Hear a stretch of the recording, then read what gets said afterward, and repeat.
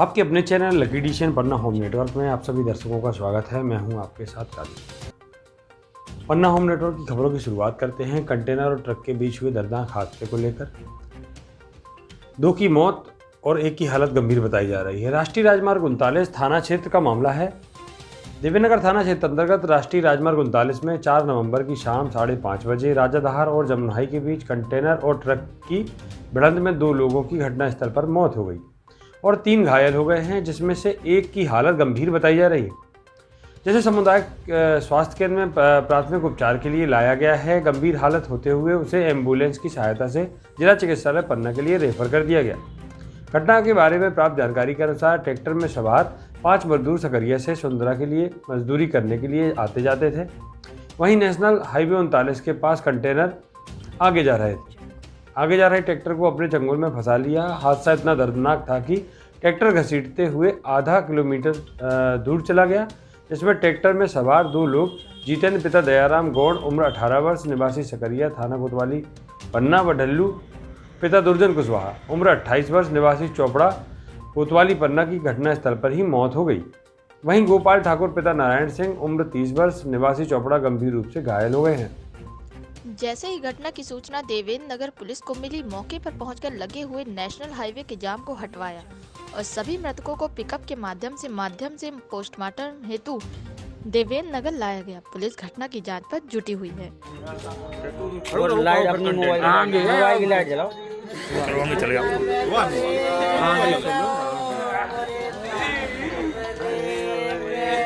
Trolley वाली कहाँ गई? ट्रैक्टर वाली नहीं डरी हुई तो डरी है, ट्रैक्टर वाली है। अच्छा, खत्म ट्रैक्टर वाली भाई।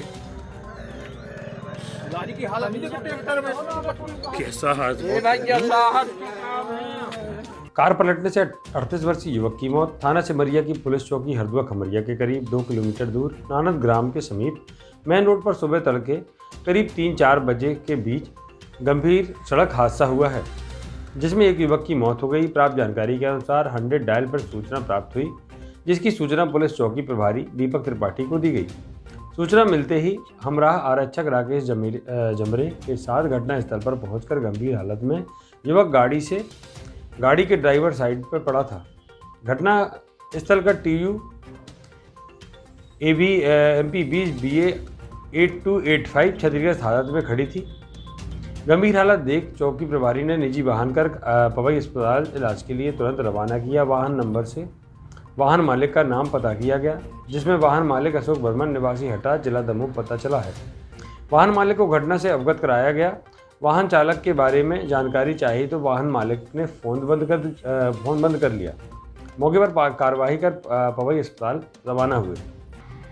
अर्णव गोस्वामी की गिरफ्तारी पर भाजपा ने जताया रोष। भारतीय जनता पार्टी के जिलाध्यक्ष राम बिहारी चौरसिया ने प्रेस विज्ञप्ति जारी करते हुए कहा कि कांग्रेस सरकार के इशारे पर महाराष्ट्र पुलिस ने रिपब्लिक टीवी के editor in chief Arnab Goswami को गिरफ्तार करके अभिव्यक्ति की आज़ादी को दबाने का काम किया है। लोकतंत्र के चौथे स्तंभ के लिए यह काला दिवस है। यह हमला एक चैनल के खिलाफ नहीं बल्कि पूरे पत्रकारिता जगत के खिलाफ है। उन्होंने कहा कि लोकतंत्र की हत्या का कांग्रेस का पुराना इतिहास रहा है। अभी भी देश लोकतंत्र के काले अध्याय 1975 की इमरजेंसी को नहीं भूला है। जैसे उस समय कांग्रेस ने लेखनी और आवाज़ दोनों को दबाने का काम किया था, आज महाराष्ट्र सरकार के इशारे पर मुंबई पुलिस वही काम कर रही है। उन्होंने कहा कि कांग्रेस के नेतृत्व वाली महाराष्ट्र सरकार ने प्रेस की आज़ादी को दबाने का निकृष्टतम कृत्य किया है। इसका जवाब उसको देश की जनता को देना पड़ेगा। पति की लंबी आयु के लिए सुहागिन महिलाओं ने रखा करवा चौथ का व्रत। चंद्रमा के पूजन के बाद पति के हाथों पानी पीकर समाप्त किया व्रत। जिले भर में रही करवा चौथ की धूम।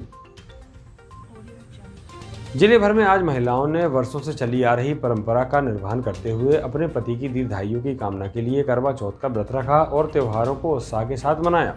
आज के दिन विवाहित महिलाओं ने अपने पति के लिए लंबी आयु के लिए पूरे दिन का व्रत किया और शाम को चांद देखकर पति के हाथ से जल पीकर व्रत को समाप्त किया। बताया जाता है कि यह पर्व प्रतिवर्ष कार्तिक मास की कृष्ण पक्ष की चतुर्थी को करवा चौथ त्यौहार मनाया जाता है। शास्त्रों के अनुसार पति की दीर्घायु एवं अखंड सौभाग्य के प्रति प्राप्ति के लिए इस दिन भालचंद्र गणेश जी की अर्चना की जाती है। करवा चौथ में भी भोजन करने का विधान है।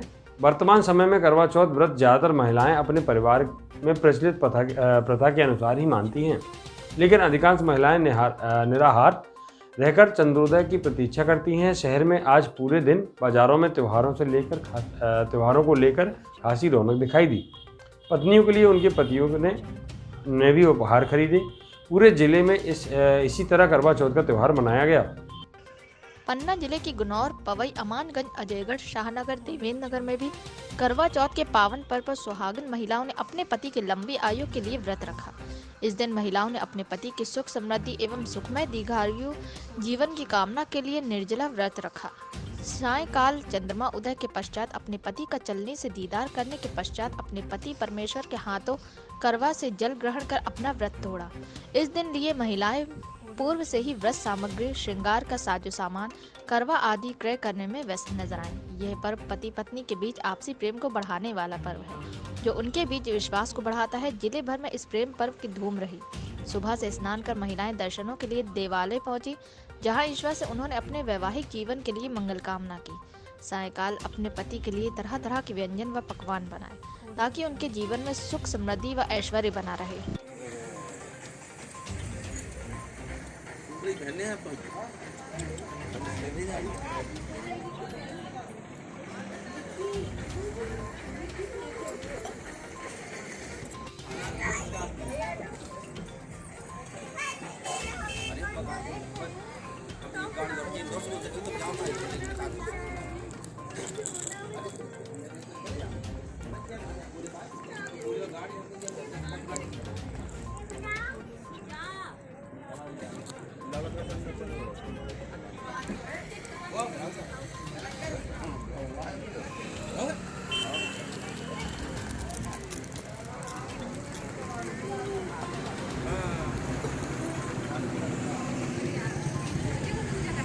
वीडियो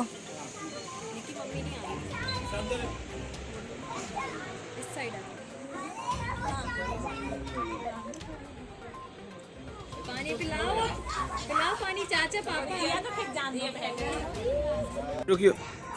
हाँ, यह करवा चौथ का व्रत है। हम सभी महिलाओं को बहुत ही प्रिय त्यौहार रहता है। इसकी हम लोग सभी लोग बड़े ही उत्साह से तैयारी करते हैं। सुबह से उठते हैं, नहा धोकर स्नान करते, पूजा करते हैं, पाठ करते हैं और फिर उसी की तैयारी में जुट जाते हैं। तैयार होना, तरह तरह के पकवान बनाना, फिर शाम को चांद का इंतजार करना। चांद निकलने तक काफ़ी देर तक हम लोग तैयार बैठे रहते हैं कि कब चांद निकले, कब हम लोग पूजा करें, इंतजार करें। पूजा करने के बाद फिर सब लोग अपने अपने हमारे पतियों के साथ पूजा करते हैं, पानी पिलाते हैं, आरती करते हैं, चरण छूते हैं और सभी बहनें एक दूसरे से करवा का बदल कर पूजा करते हैं। इस प्रकार से पूजा का समापन किया जाता है। फिर पति गिफ्ट देते हैं, अपनी पत्नियों को 16 श्रृंगार करती हैं। जिले में आयुष्मान कार्ड निर्माण प्रारंभ हुआ है। 2 हितग्राहियों को आयुष्मान कार्ड वितरित किए गए। प्रदेश के खनिज साधन एवं श्रम विभाग मंत्री बृजेंद्र प्रताप सिंह की अध्यक्षता में आयोजित कार्यक्रम में आयुष्मान भारत निरामयम योजना कार्ड का वितरण संयुक्त रूप से मंत्री सिंह एवं कलेक्टर संजय कुमार मिश्र द्वारा वितरित किए गए। यह कार्ड हितग्राही रवि साहू एवं संजय सोनी को दिए गए। इस कार्ड के माध्यम से हितग्राही परिवार 5 लाख तक की सालाना चिकित्सा सुविधा योजना से के संबंध निजी एवं शासकीय चिकित्सालयों में निःशुल्क करा सकेंगे। कार्यक्रम में एनएमडीसी से राम बहादुर सिंह, भोला प्रसाद सोनी, सोमेंद्र प्रताप सिंह, लोक सेवा प्रबंधक Pankaj Shivhare, civil surgeon doctor VS Upadhyay, doctor Gunjan Singh, अन्य चिकित्सकगण, पत्रकारगण एवं चिकित्सा विभाग के अधिकारी कर्मचारी उपस्थित रहे। आयुष्मान भारत निरामयम योजना का उद्देश्य गरीब एवं असहाय परिवारों पर बीमारियों के उपचार में आने वाले आर्थिक बोझ को समाप्त करने एवं गुणवत्तापूर्वक समय पर उपचार उपलब्ध कराना है। योजना के तहत हितग्राहियों के परिवार को प्रतिवर्ष 5 लाख तक के उपचार की सुविधा उपलब्ध कराई जाती है। इस योजना में उन परिवारों को शामिल किया गया है जिनके पास एक कमरे का मकान है। अंतर्राष्ट्रीय शरद पूर्णिमा महोत्सव का हुआ समापन। अखंड रास में रचयिता महामती की सवारी का बंगला साहब मंदिर में होगा पदार्पण। 5 पद्मावतीपुरी धाम पन्ना में चल रहे अंतर्राष्ट्रीय शरद पूर्णिमा महोत्सव का समापन जागनी रास की अंतिम लीला के साथ गुरुवार को सुबह श्री जी की सवारी बड़े ही धूमधाम के साथ श्री बंगला जी मंदिर दरबार साहिब में पदार्पण होने के बाद संपन्न होगी। दशहरा से शुरू हुए इस महोत्सव में श्रद्धालु सुंदर साथ ने शिरकत करते हुए इस अखंड रास के साक्षी बने। हालांकि इस बार कोरोना संक्रमण के कारण अन्य राज्यों व विदेशों से श्रद्धालु सुंदर साथ इस महोत्सव में शामिल नहीं हो सके। इन 5 दिनों में सुंदर साथ व नगरवासी श्री जी के पिया स्वरूप का दर्शन कर उसमें रमे रहे तथा इस दौरान आभास होता रहा कि मानो साक्षात ब्रज के बाल गोपाल श्री कृष्ण अपनी अखंड शक्तियों के साथ प्राणनाथ जी के स्वरूप को पुनः भक्तों के दिल में उसी तरह से प्रकाशित कर रहे हैं जैसे सैकड़ों वर्ष पहले हुआ था। अखंड जागनी रास की लीला आज श्री प्राणनाथ जी मंदिर के रास मंडल में संपन्न हुई।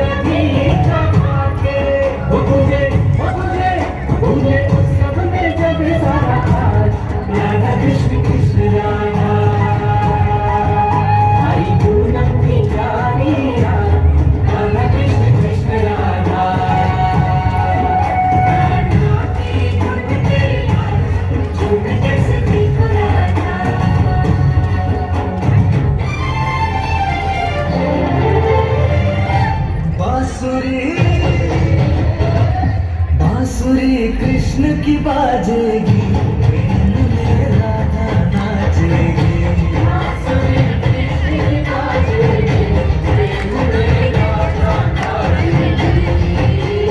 जमुना तट पे रास रचेगा, जमुना तट पे रास रचेगा, गीत विराजेगी, प्रेम में राधा नाचेगी। बांसुरी कृष्ण की बाजेगी, प्रेम में राधा नाचेगी।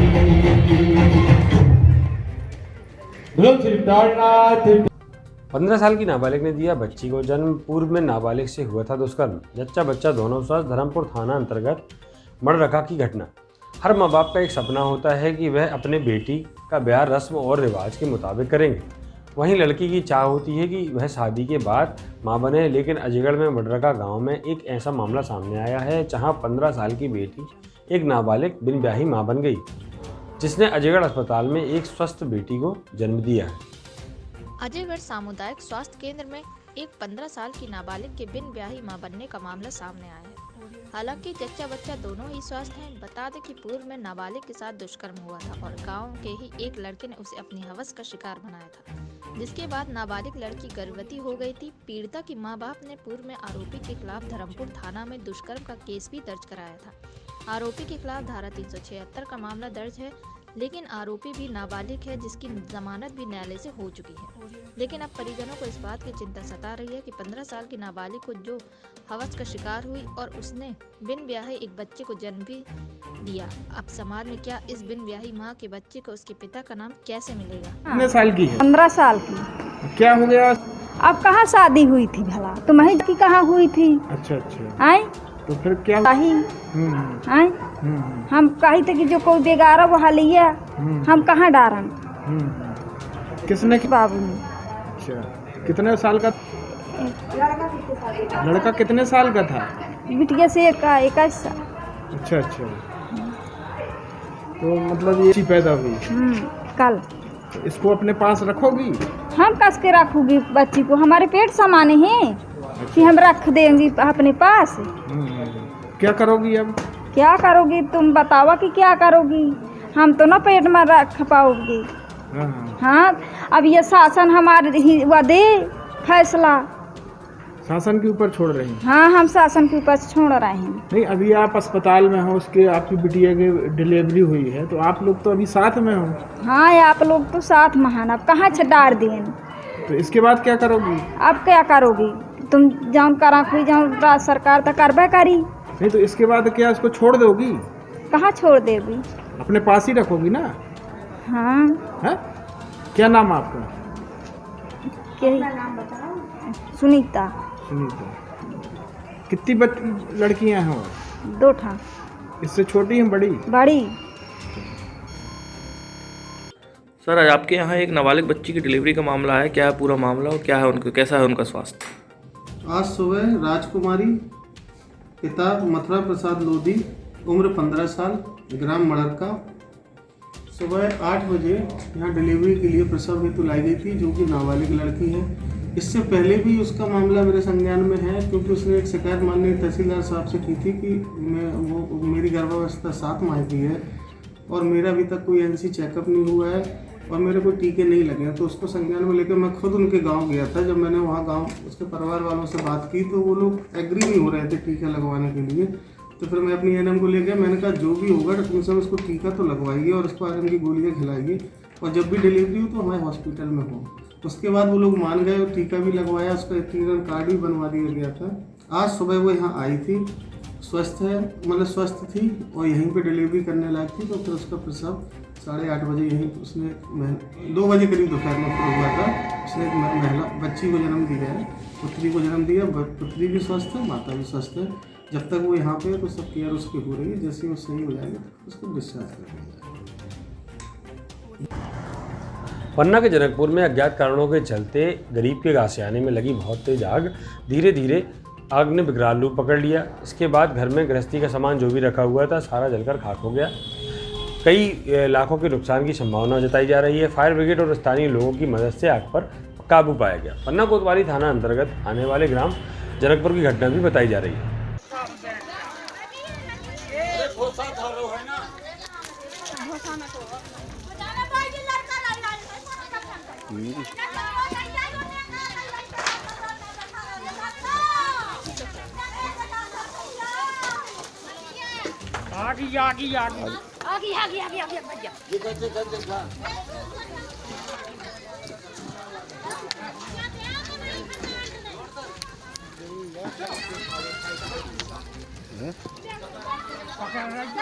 अरे माहे आगे में बढ़ गए हैं आप पकड़े ऐसी पकड़ रहा नहीं तो पकड़ ये तो बुझा दो जवान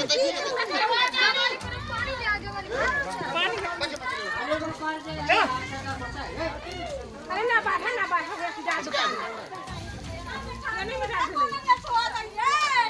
एनएच निर्माण में श्रीजी कंस्ट्रक्शन की बड़ी लापरवाही देखने को मिल रही है। मनमाने तरीके से काम नेशनल हाईवे में निर्माण कार्य चल रहा है। सड़कों पर लंबे लंबे गड्ढे, लंबे लंबे खंभों को खुड़वाने के बाद नहीं भरे जा रहे गड्ढे।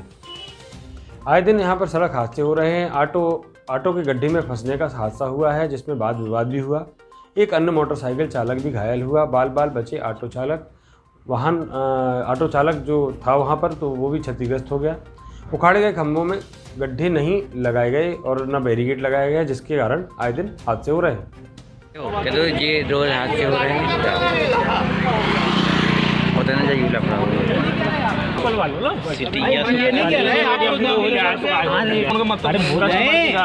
नहीं कह रहे ये हम ये कह रहे हैं, वो तो बहुत सही बात है। हम देवे तैयार, हम देवे तैयार। गलती हमारी नहीं, समय की गलती है, काऊ की गलती है।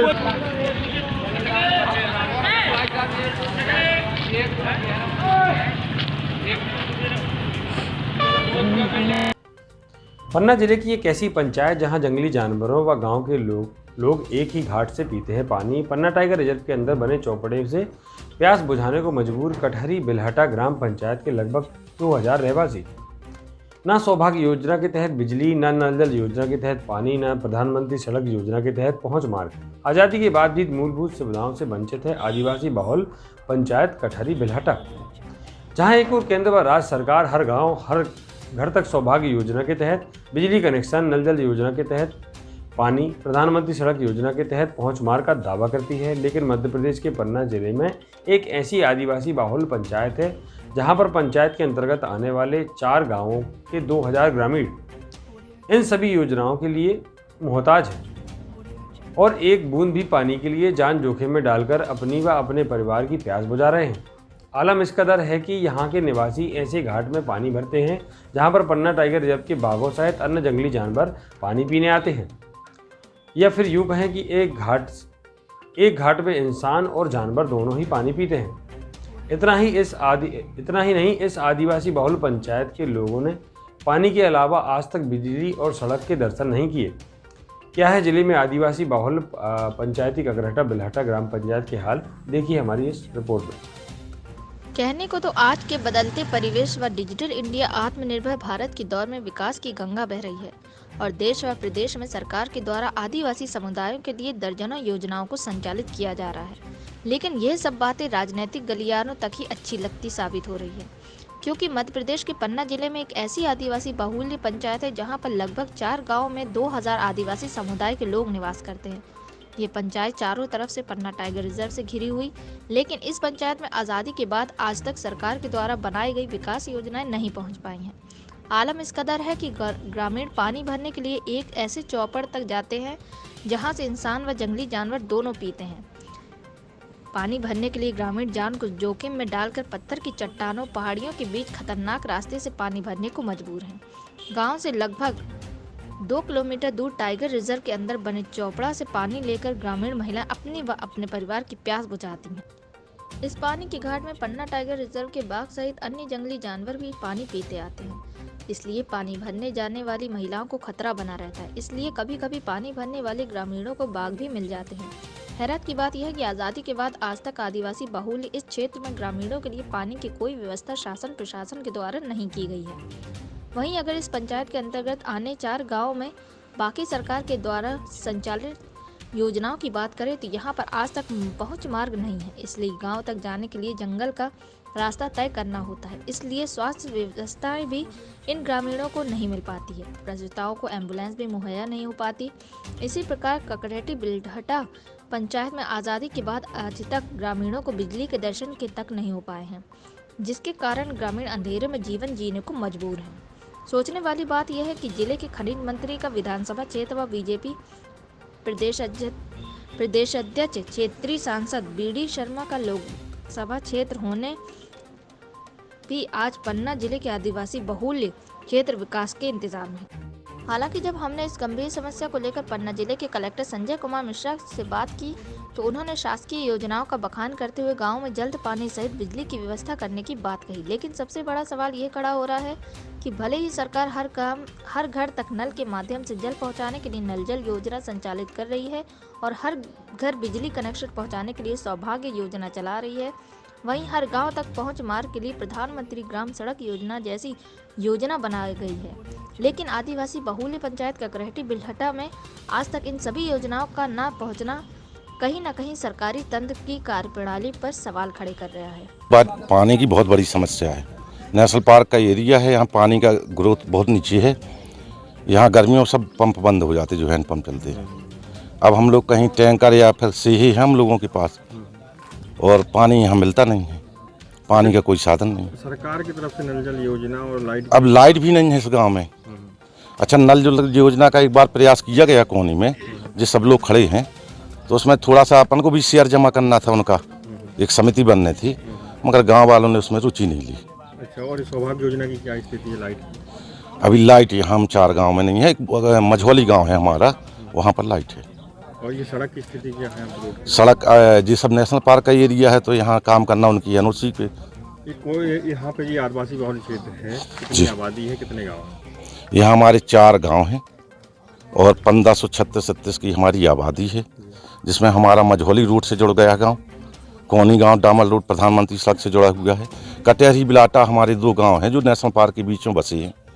इनके लिए कहीं से आवागमन वही पगडंडी है। क्या नाम है आपका? मेरा नाम कृष्णपाल सिंह बुंदेला है। सर, हमारा ग्राम पंचायत कटेहरी बिलहटा पंचायत है और यहाँ की टोटल आदिवासी क्षेत्र है।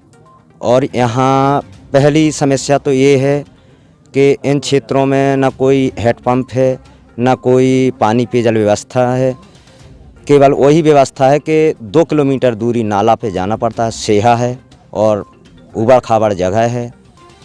इसलिए महिलाओं को कभी अगर धोखे से अगर चुक्का लग गया तो गिर गई तो बहुत ख़तरनाक चोट लगती है। तो साथ साथ ही नेशनल पार्क का मामला है, वहाँ जंगली जानवरों का ही बहुत घना जंगल हुआ है।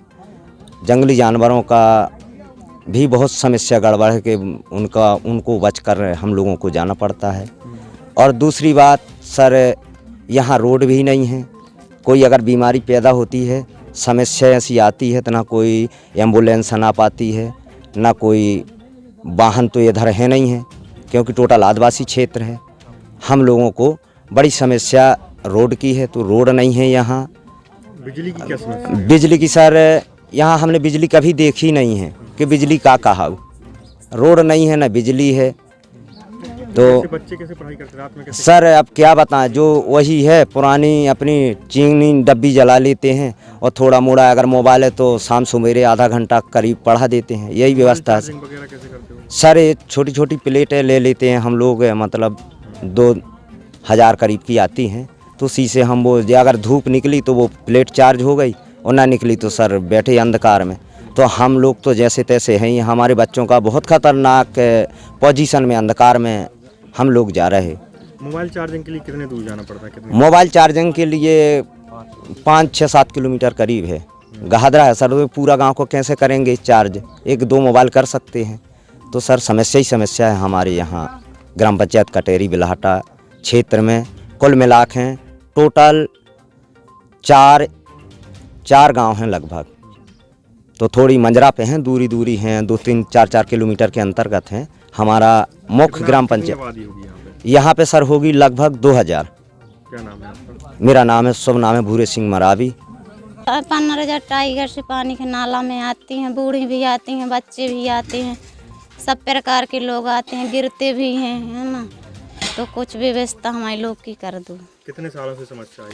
समस्या बहुत सालों से होती है। इससे होती है कि अब हम तो अभी जन्म लिया है, जन्म जो आगे देश है दादा सब कोई लोग रहे आए, इसलिए से कुछ समस्या पानी की हम लोग को जाना है। जंगल भी है, शेर भी बढ़े, सब भी प्रकार के हैं, तो छोटे छोटे बच्चे भी आते हैं, दादी भी गिर पड़ी हैं, अभी पानी में उतरी हैं। जो रास्ता से पानी लेने आते हैं वो रास्ता कैसा है? रास्ता बहुत कड़ी घाटी भी पड़ती है और जंगल भी पड़ती है, तो इसलिए से कि का कहूँ बच्चे लोग नहीं आ पाते हैं, ज़्यादा मम्मी पापा भी नहीं आ पाते हैं, इसलिए कि ज़्यादा बूढ़े लोग नहीं आ पाते हैं। अच्छा, इसके अलावा कोई पानी की व्यवस्था नहीं? कोई पानी की व्यवस्था नहीं है। कितने गांव में लोग रहते हैं लगभग? लाम में रहते हैं सारे, कितने लोग रहते हैं? क्या नाम है आपका? सोना। देखिए, जल जीवन मिशन भारत सरकार ने लॉन्च किया है। जल जीवन मिशन की हम लोग पूरी कार्य योजना तैयार कर रहे हैं, जिसके तहत हर घर में नल का टोटी का पानी पहुंचाया जाना है। इन सब गांव जो भी रह गए हैं, जिस गांव का आपने बताया, इस गांव में भी जल जीवन मिशन की कार्य योजना हम लोग तैयार कर चुके हैं। जल्दी ही वहाँ पे नल जल योजना और टोटी के माध्यम से पीने के पानी की व्यवस्था की जाएगी।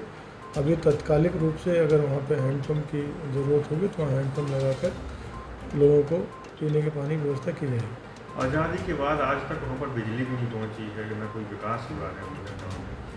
हमारे अधिकारियों ने भ्रमण किया है, जिला स्तरीय अधिकारियों ने कल वहाँ जाके कैंप लगाया है, उनकी समस्याओं को नोट करके वो लोग ले आए। हम लोग वहाँ पे काम कर रहे हैं किस तरीके से उस गाँव में और विकास के काम किए जा सकते हैं।